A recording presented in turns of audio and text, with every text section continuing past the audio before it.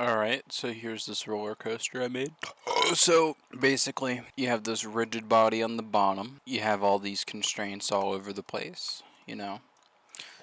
These things right here are the things that interface with the roller coaster. The mesh for it is actually a lot more simple, but I have it subdivided, and I have in the rigid body, I have it set to base so it doesn't account for the subdivided mesh. The actual coaster mesh is just these two circles that I have, and I put displacement on it, but that doesn't matter. I put an array modifier, and I had it set to fit curve, and then we add a curve modifier, which represents this. And the reason why you do that instead of using a normal curve is you can't make a curve a rigid body. You have to make a mesh a rigid body. So if I just take a mesh and deform it via a curve, you kind of get that effect.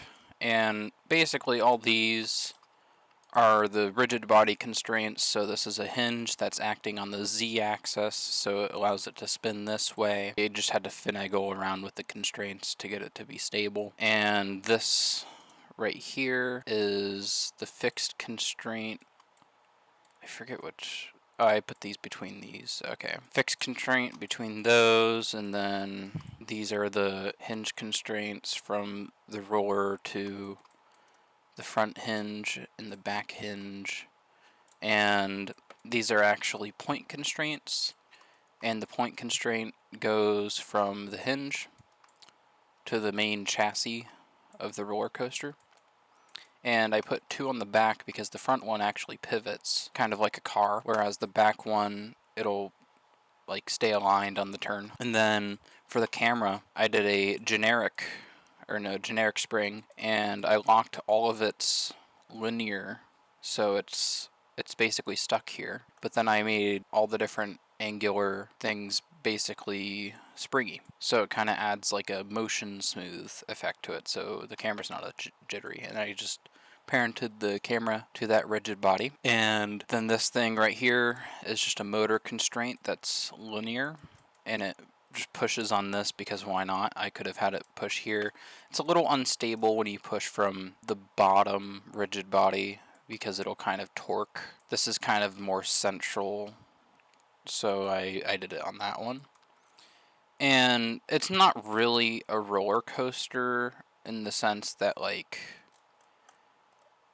it doesn't, once it gets to this apex, it doesn't just like let gravity do the work, because there's just so many, like, because of how janky the rigid body physics is, there's too many frictional losses on the turns, so I just had the motor constant the entire time, so it just powers all the way through it.